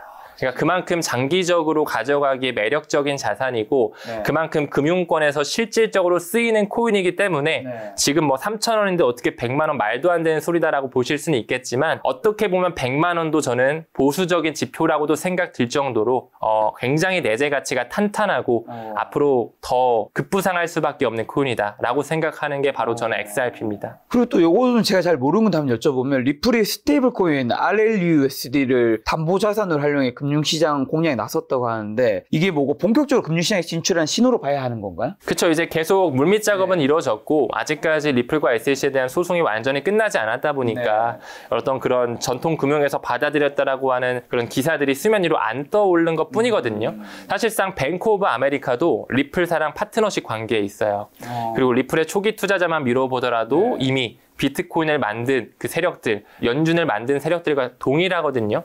그렇기 때문에 앞으로 더더욱 XRP를 활용한 전통 금융권에서의 송금망 자체가 송두리째 바뀌면서 크게 채택될 확률이 높다라고 생각합니다. 그리고 브릭스 연합에서도 리플을 주목한다고요? 정말인가요? 네, 맞습니다. 이건 뭐 추측성인가요? 정말인 건가요? 정말입니다. 정말로 브릭스라는 지금 국가 주도 하에서 브릭스 페이라고 하는 얘기가 나올 정도로 지금 탈달러화가 공격적으로 이루어지고 있잖아요. 그렇죠? 그리고 또 미국의 관세 전쟁도 사실 뜯어보면 그들이 하려고 하는 게 미 국채 금리의 하향 조정과 약달러를 하고 싶어 하는 겁니다. 결국에는 이제 달러에 대한 패권을 점점 일부러 빼고 있는 거죠. 그러면서 2000년대 초반에 브릭스를 그들이 만들었고 지금 러우 전쟁이나 코로나 팬데믹으로서 경기에 대한 흐름이 너무 안 좋습니다. 실물 경제가 계속 깨지고 있는데 이제 브릭스가 더더욱 커지고 있어요. 뭐 5개국뿐만 아니라 11개국까지 지금 가입국이 늘어났고 지금 가입 신청하는 국가까지 따지면 40개국이 넘어가거든요. 근데 그들 역시 지금 각국을 대표하는 자금이체의 시스템을 만들어가고 있는데 그 시스템 역시 똑같이 그 ISO 20022를 준수해야 해요. 그러니까 결국에는 미국과 중국을 필두로 해서 뭔가 달러와 브릭스가 싸우는 것처럼 보이지만 그 뒤에서는 하나의 새로운 표준, ISO 2002를 준수하는 그 CBDC의 세상을 준비하면서 점점 효율적인 결제망을 대기하고 있는 거죠, 쓰려고. 리플을 인터뷰를 한 게 처음이라서 진짜 들으면서도 계속 진짜 어렵다 생각했는데 계속 듣다 보니까 조금씩 뭔가 약간 다 연결되는 부분들이 있군요. 맞습니다. 그럼 리플이 결제 시장에서 자리 잡으려면 필요한 건 뭘까요? 일단은 법적 명확성이 반드시 좀 필요하죠. 반드시 좀 필요하고 그다음에 이제 전통금융에서 기관의 채택을 받아야겠죠. 리플 페이먼트라고 하는 그런 솔루션 자체가 뭐 송금 회사에서 파트너십을 맺은 것뿐만 아니라 완전히 스위프트망에서 탑재가 되는 시기, 그 시기가 좀 지나야 되지 않을까 생각하고 있습니다. 그러면 리플이 디지털 화폐로서의 가능성은 당연히 작가님은 충분히 있다고 보시겠네요. 네, 저는 충분히 있다고 생각을 하는 거죠. 비전어리하게 바라보고 있고 앞으로도 단기적뿐만 아니라 장기적으로도 가져가야 되는 디지털 애셋이다. 이렇게 보고 있습니다. 그러면 이제 리플에 대해서 좋은 얘기 지금 굉장히 많이 해주셨는데 악재라든가 앞으로 풀어야 될 숙제는 좀 어떤 것도 있을까요? 당연히 모든 뉴스는 좋은 뉴스도 있고 나쁜 뉴스도 있고 그 나쁜 뉴스에 따라서 가격이 떨어질 수도 있는 거잖아요. 네, 일단은 법정 명확성 자체가 지금 벌써 4년 반 정도가 됐거든요. 네. 그래서 정말로 만에 하나 이 소송에 대한 마무리가 계속적으로 늘어져가지고 네. 3분기까지 더 늘어질 수도 있을 리스크도 있다라고 봐요. 그리고 또한 가장 이제 XRP 투자하시는 분들 중에 좀 리스크한 부분이라고 생각하시는 게 뭐냐면 리플 XRP의 그 코인 수량 자체가 엄청 많아요. 그러니까 비트코인 같은 경우는 2,100만 개로 딱 수량이 제한되어 있다면 XRP도 수량은 정해져 있지만 아까 전에 600 얼만 개를 하지 않았나요? 1,000억 개입니다. 1,000억 개. 1,000억 개. 네, XRP의 총 발행량 자체가 1,000억 개예요. 굉장히 많죠, 일단. 굉장히 많고 XRP가 그만큼 브릿지 통화로 활용이 돼서 네. 지금 많은 국가의 송금 업체 뭐 리아머니 트랜스퍼라든지 미국의 머니그램이나 웨스턴 유니온과 같은 그런 국제 송금의 강자들과 리플과 손을 잡고 있는데 그럼에도 불구하고 XRP의 소각량 자체가 그렇게 많지가 않아요. 그러니까 한마디로 리플사에서 만들어낸 코인이 XRP고 정말 그 송금 업체랑 손을 잡아가지고 지금 700억 달러 규모의 어떤 시장 파이를 연간 규모로 처리하고 있는데 XRP가 실질적으로 소각되는 양 자체는 1,400만 개 정도밖에 안 돼요. 그러니까 총 공급량이 1,000억 개인데 소각된 게 1,400만 개면 한 0.01% 정도 된다라는 거거든요. 그러니까 굉장히 미비한 숫자죠. 굉장히 작기 때문에 이렇게 해가지고는 공급과 수요의 법칙에 따라서 언제 XRP가 그렇게 많이 소각이 돼서 가치가 오르냐 이렇게 좀 네거티브하게 보실 수도 있습니다. 하지만 저는 앞으로 XRP가 규제에 대한 명확성이 들어오고 스위프트와 연준에서 새로운 표준인 ISO 20022를 받아들이게 됐을 때 이제 XRP가 이 섭렵해야 되는 포용해야 되는 시장 캐파가 워낙 크기 때문에 지금 현재 스위프트의 시장 규모 자체가 하루 거래량 기준 5조 달러가 넘어가고 연간으로 보게 되면 126조 달러, 127조 달러 넘어가거든요. 그러니까 한화 기준 한 20경 원에서 30경 원 정도 되는데 그 시장 캐파를 가져가기에는 XRP 1,000억 개 굉장히 모자란 수치라고 저는 좀 길게 바라보고 있는 거죠. 그래서 조금 더 제가 비트와 이더보다는 XRP 수량에 초점을 맞추고 있는 것이고요. 그리고 또 한 가지가 그 1,000억 개 중에 약 42% 정도의 물량을 리플사에서 쥐락펴락하고 있어요. 중앙화된 코인이기 때문에 리플사가 주인인 거죠. 어떻게 보면. 네, 그렇죠. 그런 중앙화된 코인의 성격을 띠고 있는 코인이 XRP거든요. 그래서 지금 에스크로라고 하는 물량을 통해서 대략 370억 개 정도를 락업을 해놨고 잠금 장치를 해놨고 그리고 42억 개 정도는 리플사가 따로 가지고 있습니다. 그래서 사업을 영위하거나 뭐 기업 인수를 하거나 어떤 주식을 매입할 때 XRP를 판매해서 그렇게 사업을 영위하고 있는데 그만큼 약 40% 정도의 물량을 리플사에서 핸들링을 하다 보니까 뭔가 좀 덤핑 물량이 나올 수 있을 것이다. 아니면 리플사가 가격에 대한 조작을 할 수가 있을 것이다. 이런 여러 가지 가짜 뉴스와 퍼드 뉴스가 좀 많이 나오는 건 사실입니다. 하지만 이런 것들을 앞으로 이 XRP 많은 40%의 물량을 어떻게 활용하고 정말 그 트럼프 행정부와도 유착관계가 사실 리플사가 있거든요. 그래서 사실상 리플과 SEC의 소송에 지금 벌금이 5천만 달러로 지금 하향 조정화가 됐는데 이거를 달러로 내는 게 아니라 XRP로 납부하는 것까지 지금 얘기가 나오고 있어요. 그러니까 그만큼 이 에스크로 물량, 묶여있는 막대한 물량 자체를 그 달러의 주인장들, 금융 엘리트 세력들이 충분히 쥐락펴락할 수 있는 가능성까지 열고 있는 거죠. 근데 이걸 누군가는 또 굉장히 음모론적으로 보시기 때문에 이것에 대해서는 좀 본인이 투자의 판단을 좀 하셔야 되겠죠. 네, 이런 부분을 좀 리스키한 부분으로 볼 수 있습니다. 근데 비트코인은 탈중앙화돼 있잖아요. 근데 리플은 지금 탈중앙화가 안 돼 있는 거잖아요. 그 중앙화된 성격을 조금 더 짙게 품고 있다라고 봐주시면 좋습니다. 그리고 또 비트코인은 2,100만 개로 발행이 제한이 돼 있는 이 수요 공급에서 공급이 완전히 이제 막혀 있는 건데 이걸 리플은 그 리플 측에서 찍어내려면 아니요. XRP도 막혀 있어요. 막혀 더 이상 있는 못 찍어요. 근데 수량 자체가 너무 많다라는 게 문제죠. 더 이상 못 찍어요. 여기는 주체가 어쨌든 리플사가 있는데 거기서 찍어내려고 해도 그건 안 되는 못 찍어요. 거예요. 처음부터 설계할 때 메커니즘상 더 이상 못 찍게 발행을 했어요. 그거는 비트코인이랑 똑같은 거고. 그거는 똑같아요. 다만 이미 푼 개수가 많다. 이미 풀려있는 개수가 많고 리플사가 가지고 있는 물량도 워낙 많다. 네, 이렇게 볼 수 있습니다. 지금 리플에 대해서 굉장히 확신을 가지고 계시잖아요. 제가 말씀만 들어봐도 이분이 얼마나 공부를 열심히 했고 이걸 남들은 투기라고 볼 수도 있지만 투자라고 보기 위해서 굉장히 열심히 공부하시고 스터디도 하시는 것 같은데 당연히 주변 지인들한테도 이런 식으로 이제 뭐 술자리든 뭐든 얘기를 아마 비슷하게 할 때가 있을 거란 말이죠. 주변 지인들한테 얘기했을 때는 많이 따라 샀나요? 아니 저는 일단 주변 지인들께 XRP에 대한 뭐랄까요? 좀 어필이나 홍보 일치하지 않습니다. 일체. 왜냐하면 저도 초반에는 많이 했었다가 결국에는 이 암호화폐 투자가 안 맞는 사람도 있고 제가 아까 언급드린 것처럼 이게 월가의 탐욕과 대결을 하는 게임판이기 때문에 매우 위험한 것도 사실이거든요. 그렇기 때문에 굳이 뭐 제 믿음을 빌려주거나 하고 싶지는 않죠. 그래서 따로 제가 사석에서 친구들 만날 때 나 XRP로 얼마 벌었어? 나 XRP 얼마나 가지고 있어? XRP 비전은 이런 거기 때문에 너도 투자해봐. 일절 안 합니다. 일절. 대신 이제 저희 구독자님들이나 제가 지금 투자사관학교를 운영하고 있는데 우리 회원님들께서 이런 식으로 뭐 질문을 주시거나 관점에 대해서 문의를 주시면 당연히 제가 알고 있는 선에서 답변을 드리죠. 저 유튜브 채널 운영하고 계신데 뭐 한번 채널 홍보하고 가신다면요? 아, 예. 저 지금 타임 레버리지라고 하는 채널을 운영하고 있고요. 이제 XRP를 필두로 해서 끝까지 살아남을 수 있는 코인들, 메이저 알트코인들에 대해서 좀 집중 분석할 수 있는 그런 투자사관학교를 또 운영을 하고 있습니다. 그래서 여러분들께서 암호화폐 투자하실 때 조금 더 진정성 있게 공부를 하시길 원하신다면 저희 채널 타임 레버리지라는 채널도 한 번씩 눈여겨봐 주시면 감사할 것 같습니다. 어떤 의미인지는 알 것 같은데 채널명의 타임 레버리지 어떤 설명이에요? 아, 제가 이제 늘 영상을 늘 시작할 때 항상 그 타임 레버리지 슬로건을 외치거든요. 시간을 들여 막대한 수익으로 치환한다. 시간을 레버리지 땡기자 이 말인 거죠. 네. 시간을 레버리지 해야 되는데 참 조급함이든 아니면 욕심이든 뭐 그런 것 때문에 레버리지하기 쉽지가 않죠. 맞습니다. 네. 자, 그럼 리플에 투자해야 할 때 뭐 지금도 몇 번 얘기해 주시긴 했지만 어쨌든 뭐 이게 비트도 위험 자산이지만 리플은 사실 비트보다도 더 위험한 자산이라고 볼 수 있는 거잖아요. 인지해야 할 리스크나 유의점 좀 한번 정리해 주신다면. 일단 XRP에 투자하실 때 뭐 XRP뿐만 아닐 것 같아요. 암호화폐 판에 투자하실 때 굉장히 뭐 여러 가지의 이런 뉴스 기사들이 나오죠. 너무나 좋은 기사도 나오는 반면에 또 너무나 안 좋은 기사. 뭐 리플사가 XRP를 버릴 것이다. 뭐 RLUSD 스테이블 코인 사업에 집중한다더라. 이렇게 자극적인 뉴스 플러스 페이크 뉴스가 너무 많더라고요. 맞아요. 이게 암호화폐 쪽은. 맞아요. 그래서 그 기사를 보실 수 있는 좀 분별력 있는 눈을 기를 필요가 있다. 그러려면 또 공부를 수반을 해주셔야 되겠죠.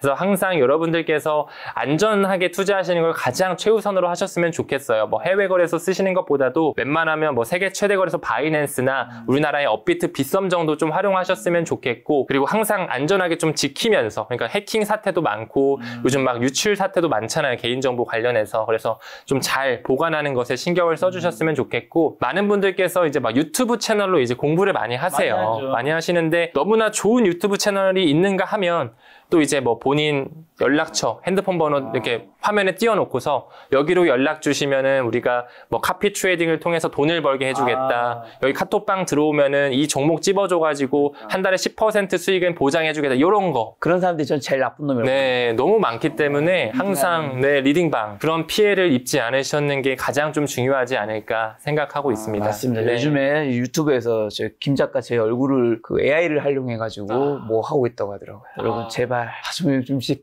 지쳐요. 채널 크다 보니까 그런 비슷한 것들이 많았을 거죠.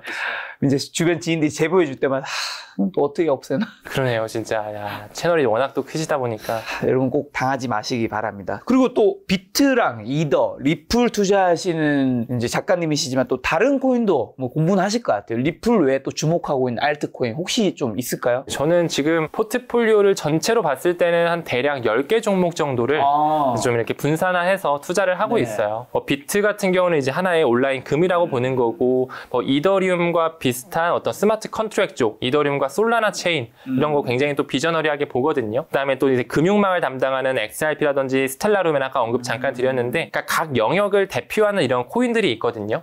뭐 예를 들어서 미들웨어 플랫폼으로 해가지고 굉장히 여러 가지 체인들을 연결해주는 애들이 있어요. 인터체인 프로토콜의 영역인데 거기를 대표하는 뭐 체인링크라든지 폴카닷 같은 코인 뭐 이런 게 또 있고, 아니면은 미래 CBDC 세상에 왔을 때 이제 인간의 존엄성이나 어떤 프라이버시를 증명하고 이제 안정적으로 보호해줘야 되잖아요. 그런 것을 또 블록체인화 기술로 하는 지켓이라든지 호라이젠과 같은 그런 코인들. 그러니까 한마디로 앞으로 성장하는 그런 여러 가지 코인 섹터들이 있잖아요. 뭐 저장소 섹터, 스마트 컨트랙 섹터, 결제 섹터, AI 섹터, 밈 코인 섹터, 뭐 NFT 섹터, 게임 섹터 쭉쭉 나눠 있는데 그 섹터들의 대장들만 모아서 끝까지 살아남을 수 있는 코인들만 모아서 좀 분산화 작업을 하면서 투자하고 있습니다. 그 대장들이 모여있는 게 한 10개 정도를 하셨는데 그 10개는 시총 20위 안에서로 다 생각하면 되는 걸까요? 아니면 좀 벗어나는 것도 있는 건가요? 뭐 한 20위권, 30위권 안엔 다 들어있다라고 봐주시면 됩니다. 어쨌든 그 밑에 있는 것들은 너무 위험하기 때문에 위험하죠. 그렇죠. 손대지 않습니다. 그리고 항상 저는 선물 트레이딩 아예 안 하고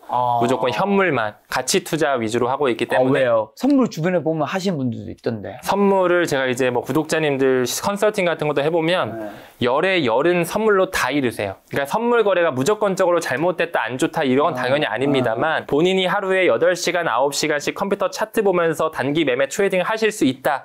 그런 분들은 전문가 영역으로 가서 하시면 되는 건데 대부분이 직장 생활하시면서 아니면 자영업 하시면서 주부 생활 하시면서 재테크로 투자하시는 거기 때문에 선물 거래는 웬만하면 좀 지양하셨으면 좋겠어요. 멀리 하시고 현물 거래를 하시되 시가총액 상단, ETF 후보군에 있는 거, 미국 기반의 코인들, 직원의 채택을 받은 코인들 이런 것에 좀 포커스를 맞춰서 사이클 투자하자. 이게 저의 모토입니다.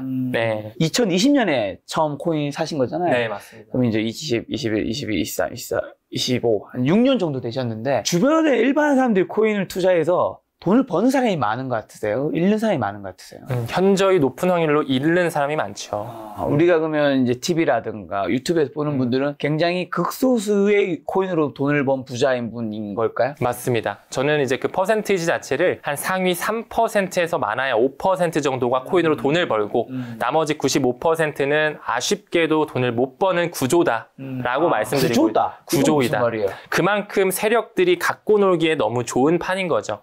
특히나 선물 거래 같은 경우는 롱에 배팅하고 숏에 배팅하잖아요. 그걸 실시간으로 세력 입장에서 볼 수가 있어요. 지금은 롱에 배팅이 많이 돼 있네? 그럼 한번 빼고 가자. 숏에 배팅돼 있네? 한번 쭉 올려버리자. 그러니까 그들이 마켓 메이커라고 해가지고 뭐 윈터 뮤트나 DSR이라든지 점프 트레이딩이라든지 여러 가지 마켓 메이커 업체들을 통해서 유동성 공급을 역할해주는 것처럼 보이지만 그들이 차트를 그린다라고 하거든요. UR을 그린다라고 하는데 그 정도로 암호화폐 생태계가 워낙 작기 때문에 그래봤자 3조 달러밖에 안 되는 시장, 애플 시가총액 하나가 지금 암호화폐 시가총액보다 크거든요. 그러니까 그 정도로 시장 파이가 작기 때문에 위험이 너무나 공존되는 시장이라는 거죠.